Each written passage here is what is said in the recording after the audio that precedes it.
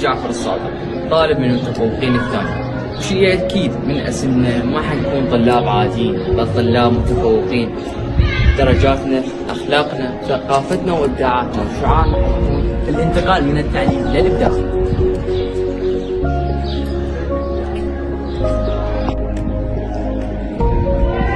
مدرستنا تعمل على توفير البيئة الإبداعية التي تنمي إبداعات الطالب ومهاراته من خلال توفير أحدث الوسائل العلمية التي تنمي حب الطالب لمواده الدراسية، فضلا عن العديد من المجسمات المحنطة من الطيور والحيوانات المائية.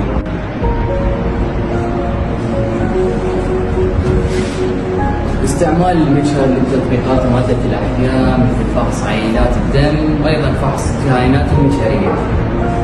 الوسائل التعليمية لدراسة الطالب مثل عرض المقاطع الصوتية الخاصة باللغات وعرض المقاطع الصوتية لتلاوة القرآن الكريم، كذلك استعمال الكتب والسلاسل واستعمال السبورة التي من الممكن حل المسائل الفيزيائية والكيمياء ووسائل الرياضيات.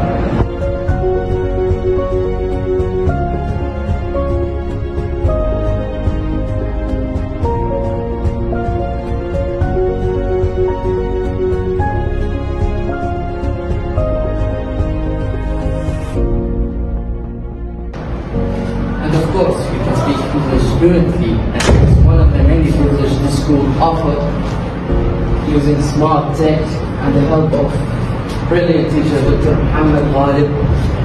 And as well, we speak in French, like for example, fluent French. For example, nous parlons le français et solo.